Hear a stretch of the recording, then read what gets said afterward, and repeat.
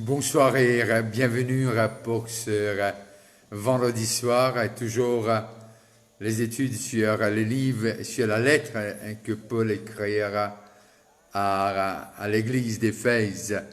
Et mon envie saluer ceux qui peuvent être venus de l'étranger et saluer ceux qui sont connectés localement. Et déjà 2 semaines de confinement.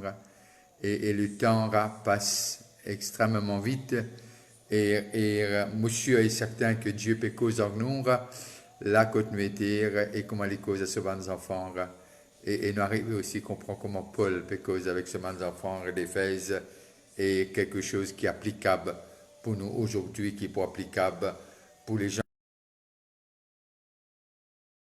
qui sont de retour encore. Alors, nous croyons, nous sûrs et nous certains que Dieu toute chose est sous son contrôle et non n'est pas capable de surprendre le Seigneur. Et le chapitre 4, le verset 1er, je vous exhorte donc. Je vous exhorte donc. Qu'est-ce qu'il nous exhorte? Qu'est-ce que Paul veut dire? Moi, le prisonnier dans le Seigneur, à marcher d'une manière digne de la vocation qui vous a été adressée, Que Dieu bénisse la lecture de sa parole. Et hier, quelque part, nous arrive, commence le verset, le chapitre 4, et que là, Paul envie adresse-nous la sanctification. Le premier 3 chapitres, et nous trouvons beaucoup de doctrines. Et maintenant, nous trouvons l'application de ces doctrines en ce qui concerne le style de vie, en ce qui concerne chacun de ceux qui croient que Jésus-Christ est Seigneur et Sauveur. Et là, nous arrivons à comprendre de ce que Paul il explique nous encore et encore des choses qui sont très très intéressantes. Et il fait nous montrer que la sanctification, c'est pas une expérience. Beaucoup plus que cela. C'est un trajet, comme l'anglais vous dire, it's a journey. Nous trouvons la réalité des doctrines et cela finit de cimenter, bien sûr, par le sacrifice de Jésus-Christ sur la croix et le prix a été payé au complet. Il n'y a rien qui manque à notre rédemption. Notre rédemption est complète. Pena non y qui nous capable de faire pour ajouter quelque chose à nos rédemptions. Nos rédemptions, il est fait pas par l'homme, mais il est fait par Jésus-Christ, mais nous avons accès à cela par la foi en lire. Et cet même processus, les vignes de l'Esprit Saint, qui convainc nous les cœurs du péché, du jugement et de justice, et qui amène nous à la connaissance que quelqu'un a payé le prix, quelqu'un a tout donné, quelqu'un a réglé en entier cette dette qui pesait lourd sur nous. Et comme nous dit Colossiens, l'acte rédigé contre nous a été déchiré, il a dépouillé les dominations, les autorités, il les a livrées publiquement en spectacle. La lettre aux Colossiens. Alors, là, Paul permet nous et fait nous comprendre quelque chose. C'est pas que les doctrines. Un y est suivi par l'autre. Un les précède l'autre. Et là, nous arrivons à comprendre de ce qui, lorsque nous pouvons lire après, dans d'autres lettres que Paul écrit, pour capable clarifier. Il y a un impératif, les mêmes un commandement qui nous capable vivre dans la sanctification. Les dire, je vous exhorte donc, qui veut dire cette exhortation les baser sur les 3 chapitres qui suivent, qui viennent avant, qui viennent avant le chapitre 4, qui précède, voilà le mot, qui précède. Alors, nous avons besoin de faire attention à ce que Paul peut dire, bien qu'il, comment nous il y a un peu dans Matthieu 17, quand il amène nous sur le sommaire, un peu avec Pierre, Jean, Jacques, et il trouve la gloire de Dieu. Et ces 3 premiers chapitres, ils montrent nous notre héritage et ce qui est ce qui est accessible pour l'Église, ce qui est accessible pour le corps, ce qui est accessible pour l'épouse. Mais là, il dit, je vous exhorte donc. Laisse-nous un petit bout, 1 Corinthiens, le chapitre 1er et le verset 30. Si tu fais venir rencontrer nous, alors je te dis bonsoir et bienvenue. Et il est intéressant quand nous guettons les lettres de Paul par rapport à les autres écrits de Paul. Et 1 Corinthiens 1, le verset 30, et voilà ce qu'il nous dit.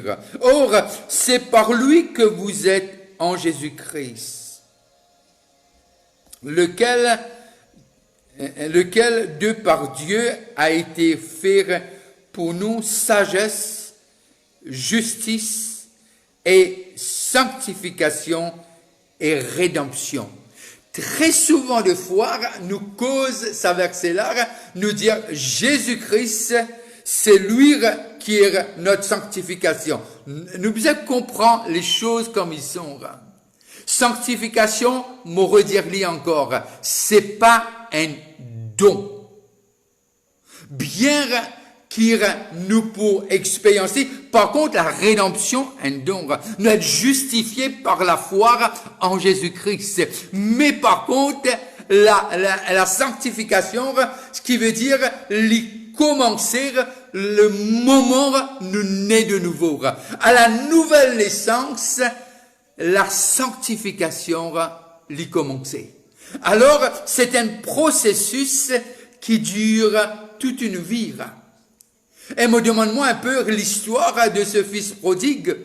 Et c'est une vie, il a besoin de retourner à lui-même.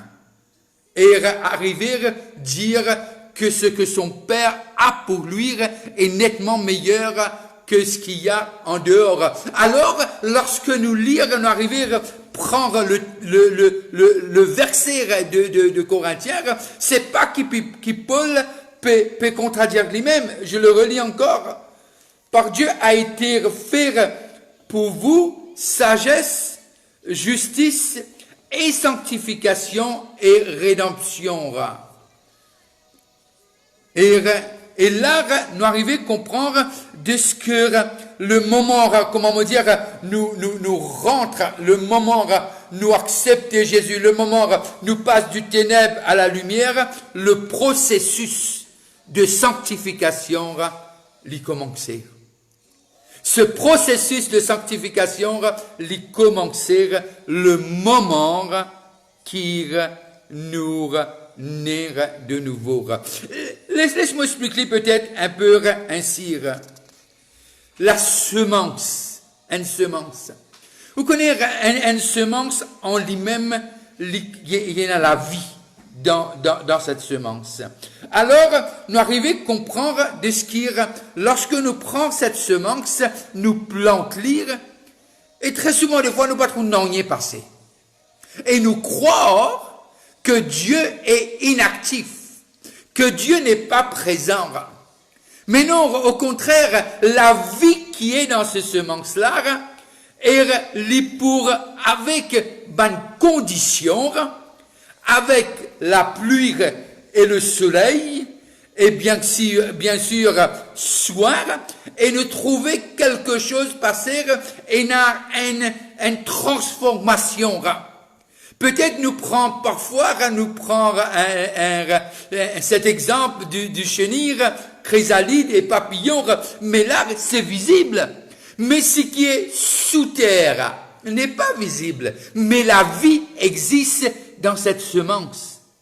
Alors qu'arriver dans cette semence, et là, durant ce moment, quand nous pas trop n'ennière, nous pensons, pénanonier qui peut arriver, mais au contraire, tout se passe peut-être pas devant nos yeux, mais ce que Dieu a dit, il le fait toujours. Alors nous trouvons ce processus, et si mon capable, permettez-moi, pardon, d'y aller ainsi, et la pluie et le soleil, est comme cette stimulation, un élément de catalyseur, si mon capable servir moi ce mot-là, et les stimule qui cette vie vraiment les germer, est-ce que la vie les trouve dans de l'eau? Non, dans ce contexte-là. Est-ce que la vie lit dans le soleil? Non. La vie lit dans cette graine. Alors cette nouvelle naissance, il y a tout. Il y a tout dans cette nouvelle naissance. Et ça va grandir, mais nous n'avons pas de responsabilité. Nous n'avons pas à jouer. Lorsque il place Adam et Ève dans le jardin d'Éden, Dieu des autres prend soin. Prends soin, et voilà pas faire ça. Et ce qu'il nous autres, celles avec qui nous autres pas faire là, ça nous faire. Et c'est la même chose pour nous aujourd'hui. C'est la même chose. Bien que nous vivions une autre dispensation, et nous croire, nous sûr et nous certain de ce que nous pas capables de blâmer Adam et Ève. Parce que aujourd'hui, nous avons l'Esprit de Dieu en nous, et cette semence est là. Alors, cet processus, bien que Dieu commence à lire cette vie nouvelle, il dit Nicodème, tu as besoin de naître de nouveau, Nicodème. Nicodème, intelligent, intellect, comment tu étais, est-ce qu'il te pas comprend ça, là? Mais aujourd'hui, nous sommes capables de dire ça pour Nicodème, mais lorsque nous vîmes à nous-mêmes, regardons les choses subjectivement. Bien qu'il nous ait sur l'aspect objectif, mais quand ça vient personnel de nous la vivre, nous besoin arriver à comprendre pour nous-mêmes qui Paul peut dire. Paul peut dire, je vous exhorte donc, etc. C'est quelque chose de personnel à chaque membre de l'église d'Éphèse et à chaque membre du corps de Christ et à chacun. Alors, le processus est démarré, mais cela prend du temps, mais il peut arriver.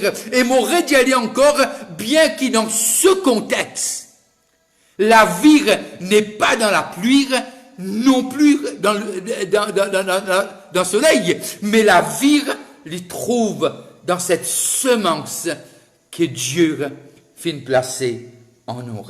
Alors, cette expérience, lorsque de sanctification, et y arriver, et nous pouvons cela quand nous lire le chapitre 4, qui est un chapitre extraordinaire, et que nous trouvons le côté pratique même de ce que Paul peut aborder, et là, il fait, comment dire, Pierre, Jean et Jacques, Jésus n'amène tout en bas, les autres descendent. Fini cette expérience, le montagne, fini, descend en bas. Là, nous besoin guérir les malades, sauver les perdus. Aujourd'hui, nous la tête besoin, nous les cœurs, être en Jésus, mais nous les pieds besoin connecter à la terre. Et nous besoin comprendre qu'il appelle nous, qu'il appelle toi pour faire, qu'il appelle moi pour faire. Chacun a son rôle. Chaque membre du corps a son rôle. Mais chaque rôle important. Prenez un rôle qui est pas important. Parfois, nous avons envie de prendre rôle, nous camarades, et soi-disant, les plis importants. Non, tout rôle important dans le corps de Christ. Et ça, nous nous ça longuement avant. Alors là, nous avons un petit cours, la lettre qui écrit aux Philippiens, Éphésiens, Philippiens, le chapitre 2, le verset 12 et 13. 2 Philippiens, le chapitre 12 et 13. Je vous fais la lecture. Ainsi, mes bien-aimés, c'est le Père qui parle, c'est le Père qui parle. Ainsi, mes bien-aimés, comme vous avez toujours obéi. Regarde comment il commence. Il est positif.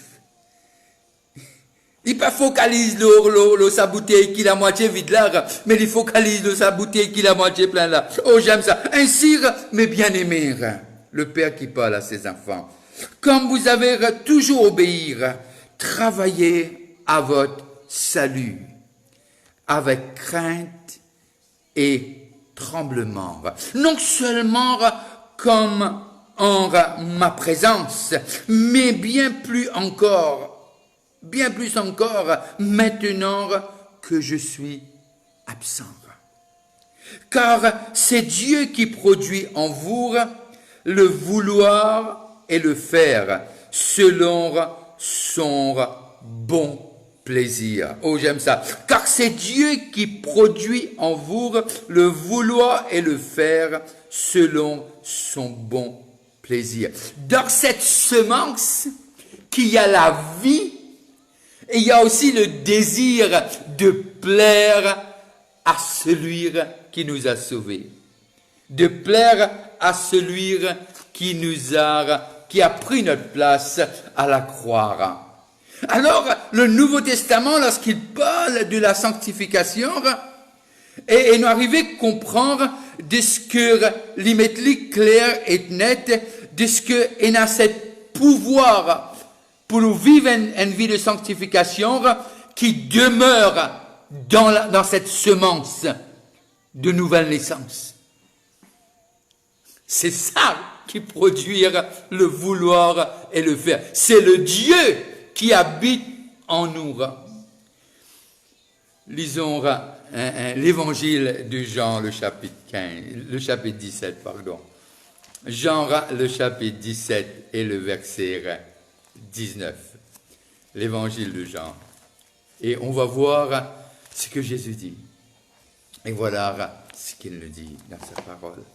Béni soit celui qui nous a laissé la parole. Et voilà ce qu'il dit. Je me sanctifie moi-même, et je me sanctifie moi-même pour eux. C'est Jésus qui parle. Et je me sanctifie moi-même pour eux. Il a payé le prix. Afin qu'eux aussi soient sanctifiés par la vérité. Alors ce qui nous sanctifie, cette vie de sanctification, c'est la vérité. Et c'est quoi la vérité? C'est la parole de Dieu. C'est la parole qui nous a laissé, qui est esprit et qui est vie. Qui est esprit et qui est vie. Alors, on va être sanctifié par la vérité. Et je veux dire quelque chose. Je veux dire quelque chose. Lorsqu'on va lire, on va lire Éphésiens encore une fois, donnez-moi quelques minutes en plus aujourd'hui, c'est vendredi. Et juste pour terminer sur ce que je vous exhorte donc. Et là, il y a quelque chose qui se passe de ce que déjà dans le livre d'Éphésiens, le chapitre 1er, le verset 10, et regarde ce qu'il nous dit. Pour le mettre à l'exécution lorsque les temps seraient accomplis, de réunir toutes choses en Christ, celles qui sont dans les cieux et celles qui sont sur la terre. Le verset 14. Verset 14. Lequel est un gage de notre héritage pour la rédemption de ceux que Dieu s'est acquis à la louange de sa gloire, qui veut dire être scellé par l'Esprit. Et lorsque nous allons lire Pierre, 1 Pierre 1,16, et là nous trouve quelque chose encore, ce qu'il nous dit. Vous serez saints, car je suis saint, nous dit. Et là, nous pouvons comprendre que nous part à cause de cette croissance, de cette semence qui est en nous, c'est pas qu'il nous vient de robot, mais le désir de plaire à Dieu va nous submerger comparé à d'autres désirs que nous avons, que jour après jour, nous essayons de crucifier par l'aide de l'Esprit Saint et la force que Jésus nous donne. On arrive à un point où cette passion, ce désir de lui plaire, comme l'épouse qui veut plaire à l'époux, va nous inonder. Et vous allez voir, avec ce même désir, il vient aussi la crainte de Dieu. Alors cette semence, celui qui a commencé en vous cette bonne œuvre, il l'achèvera. Il nous présentera, toi et moi, il nous présentera devant le Père sans défaut et sans tache. Je vous exhorte donc à vivre cette vie de sanctification. Passez un très bon week-end et une très bonne fin de soirée et que Dieu vous aide dans les défis que vous êtes en train de faire face. Mais c'est quelque chose que la bataille est pour lui et la victoire est pour toi. Alors, bonne fin de soirée et si vous avez un moment, priez pour moi.